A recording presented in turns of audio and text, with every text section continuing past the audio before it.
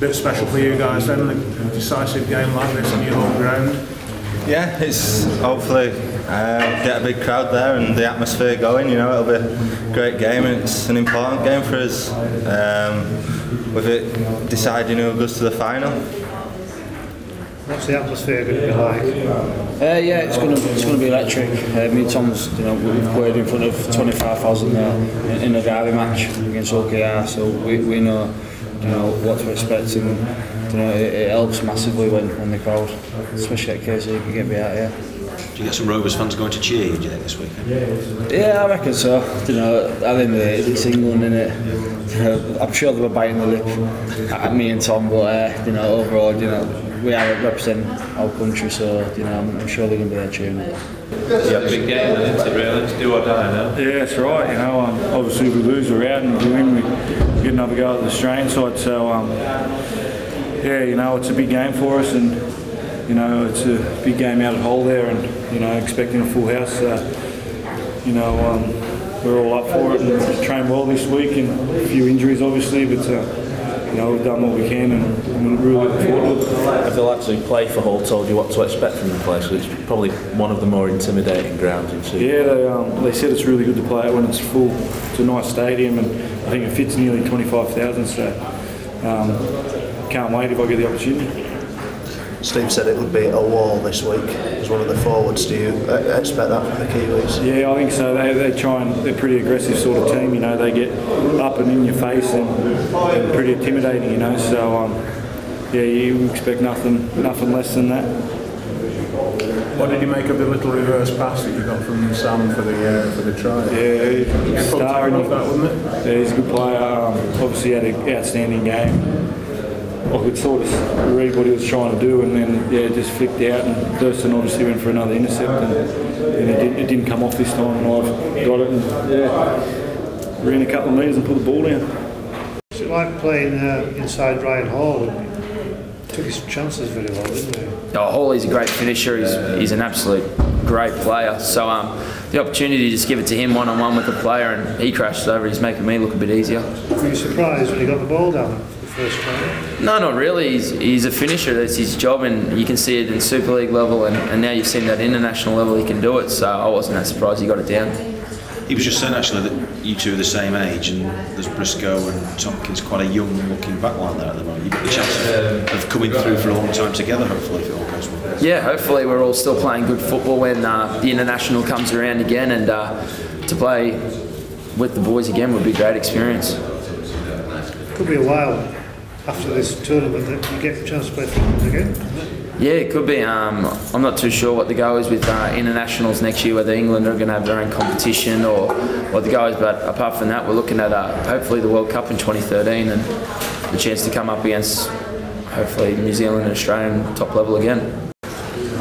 What can you tell us about the injury situation, Steve? They're all improving, and so but I'm really sort of casual with it. We would love everybody to be available for selection. That would certainly give us again some more headaches. But if they don't, because of the magnitude of the game, if they're not, we've got some people who are able and ready to go. So I'm really confident in terms of what we've got. But they're getting some great treatment. They are all responding well. We're still pretty early in the week at this stage. They're not doing any contact training or anything? No, they won't do that. They're at the end of a pretty tough season for most of them. We've gone 4 or 5 weeks without picking a training injury up or a game injury. But in the last game, obviously we picked a few up. But they're doing what they would normally do in a normal week between Super League games, getting ready for the next fixture. But they're getting the very best attention. So we're very hopeful that they'll be fine. But if they're not, then they're not. What kind of game are you expecting from the Kiwis? A tough one. I think they'll be very physical, as always. But hopefully, if we can fix up his mistakes and stuff, and we should be able to get a win there. Just ask you, the stuff with Sam Tompkins at the start of this week, saying he's going to be here for 3 years and that sort of thing. Does that give the squad a boost to know that someone like him is going to be around for a while? Yeah, I think it does. I think it's shown in this Four Nations what a quality player is, and how much it means to the country, and how much we need him, because he is a quality player, and we can't be losing quality players like Sam. Yeah. And for you, Tom, I mean, there's three of you. That back three, you, Ryan and Sam, all pretty young, aren't you, really? So there's a chance to really get accommodation. Yeah, we are, and I think that's good for the country. It's great looking forward towards the World Cup and past. It's been so young, we can really build up a strong back three and be the best in the world. That's the aim at the end of the day. Obviously, a lot's made of Benji Marshall and New Zealand. Where are the other threats likely to come from apart from Benji? Probably Kieran Forum on the other side, for Manly, he's steered that team around at Manly with Cherry Evans and obviously Locke at fullback. He's had a good Four Nations as well, and back into the year he was on fire as well for the Warriors, so yeah, probably them two. And what about Benji, Chris? Have you any thoughts about how you're going to stop him? Yeah, he's a star, obviously, everyone knows that, and he's a great player. It's probably just minimising his impact within the game. I don't think you can cut it fully out, but if you can minimise it and slow their forwards up, it takes it a bit out of his game, and if we can do that, we're a chance of winning. You spoke to him during the tournament? Yeah, I've spoken to him a couple of times last week, and he's having a good time. I think they're staying at Leeds, but I haven't received a text message or anything off him this week, so I'm sure they'll be firing sooner rather than later. It's the fact that you've played with him help you to read what he's going to do to you, or try to do to you? Yeah, he's one of them players where he's pretty off the cuff, He's pretty hard to read most times. Even at training at the Tigers, when you go up against him, he's got a lot of trick plays. Just do our best, and hopefully that's enough. Did you know much about Ryan before you joined up with the squad this time now? I knew I watched Four Nations last couple of years, so I've seen Hawley running around, but to get to know him on a personal basis and to play alongside him has been a great experience. Have you been pleasantly surprised by the standard that you found in England set up as well? I'm not really that surprised. I knew the calibre of player that were in the squad and the level of competition over here, even though it doesn't get as much press, it's a great level of football. So the fact that all the great players come together and play for England, I knew it was going to be a good experience. Are you prepared to leave it till the day of the game? Oh, probably not quite the day of the game. We'd like to, in an ideal world, we settle our teams early as we can in the week, but the players are fully aware of the situation now, so it'll be Friday before we understand what our team will be. Chris Hyington trained on his own as well, hasn't he? Yeah. What's his problem? Oh, Chris has just got a bit of a dead calf, so we're just making sure he was fully fit and able, and again at this stage we've got a lot of miles on the clock, if you like, in terms of we've been in camp for a long period of time now. We've played a lot of games together, so that real need and that understanding for him to be out there all the time, is starting to minimise now because of the amount of time we spent together. So I was really comfortable. At push we could have thrown Chris in there, but at this stage it was sensible just to keep him with the medical staff. Does the fact that Gareth wasn't out there suggest he's struggling more than James, for instance? No, he's just at a different stage of treatment, that's all, is Gareth. And we didn't want him stood on his feet, stood outside for that length of period of time, so that's why Gareth wasn't there. But he is responding very well. They're passionate about rugby league in the city of Hull, whether it's Hull FC, Hull KR, or even Hull City. There's three professional teams in the city, and like I said, they're all passionate about the clubs and the sport in the city. So I think playing an international match there on the weekend, can only be good for the city of Hull. Do you think they'll play a big part? Do you think that you get a good crowd behind you? Yeah, I think they're expecting over 20, which is going to be massive, and there's going to be 20,000 English people getting behind England. So people say obviously, they're only sat in the stand, on the seats, and that, what difference can they make? But they do, they can, be vocal and get right behind the squad and right behind the team, and it does give a lift. Gareth Ellis has got a bit of an injury. Chris, how important is it that he's fit for England this Saturday? Yeah, he's it's really important. He's sort of like the rock within the team. He's big, strong, powerful sort of fella, and he's obviously a senior player. So he's a tough guy, and if he can play, he'll put his hand up for sure. But it's a pretty bad injury, and he's had it a couple of times before. But if he can't play, hopefully we can do the job and he can play in the final. How tough is it going to be on Saturday?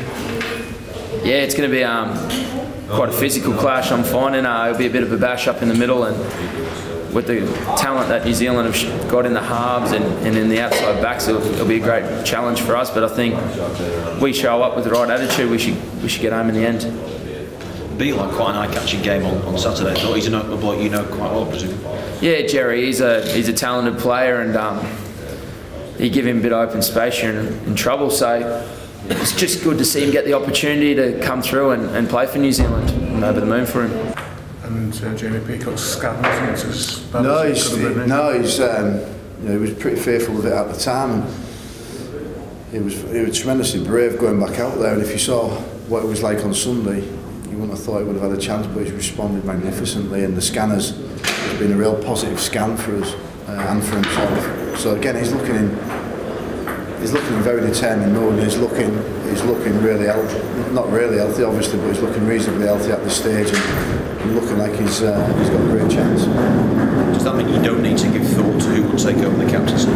Oh no, in terms of the thought process of replacements and who might or might not play in the captaincy, that's all sort of stuff what's being considered. And but at this stage, obviously, we'd have to make a decision, so we won't at this stage. I'm hopeful that Jamie will be fit. Have you got a vice captain? We have a group. We have a senior group of players. So within that group, there's Jamie Peacock, there's Adrian Morley, Gareth Ellis, James Graham. They're all the injured ones, actually. Kevin and Kev as well. And that's the little core group that we've got. But even outside of that, look at the experience of people like Wilkin and Westwood and Roby, and there's probably a few others I've missed out there, but the experience that we've got throughout the group is sufficed if we lose 1, 2 or 3 or even 4 players. So we're pretty comfortable with it. Now the dust settled and a few days on from it, has anything changed in how you viewed Saturday's game? Still? No, not at all. I thought we gave it a great crack. I thought we played a style in a way that certainly troubled Australia. I'm still of the opinion as I was after the game. I thought we could have put ourselves in a better opportunity to win that game, but we never. So we've improved each week that we've gone on throughout this tournament, without doubt. And I'm sure we'll see some more improvement again this week to get us across the line. Yeah. You've had to wait a while for this, haven't you, since 2006? Has it been what you were expecting, what you were hoping for? You enjoying being back in the setup? Yeah, it's good. It was 2007 last time. 7. Yeah, 07. Yeah, it's been a few years. For whatever reason, I am being part of the squad for the last 3 years, and I made it a goal, man. At the beginning of the season that I wanted to get back in the international scene, and I had a pretty strong season with all, and just glad to be back in it and playing with some quality players. 2007 was when we beat the Kiwis, wasn't it? Yeah. So you obviously still experiencing what you need to get over the top of these guys. Yeah, definitely. It was a good year. I think we whitewashed them 3-0, and there was a game at the KC then, and I was just unfortunate to miss out on that game. I was injured for that game, so hopefully if I get the nod this week, I'll get a chance to play there. So this will be your first international at the KC? Yeah. What was the injury then? It was my ankle. I injured it in the Northern Union game against the All Golds, and then I missed the next two games, and I played the last game at Wigan. So pretty disappointed there. Is this the biggest game of your career? Or? Yeah, like I say, if I get the nod, it'll probably be one of the most proudest games in my career. It's probably one of the highlights. Representing your country alone is a massive highlight for every player. But to do it on your own pitch, I think that's something special. Not many players get to do things like that. Unlike Tom, you're a Hull lad, aren't you? Yeah, I'm an old lad, so yeah. Like I say, there's a lot of my family there watching me, and like I say, it'll be a proud moment. You don't know yet? Has he not told you the team yet? No, not team yet. What do you make of Nightingale, Tom?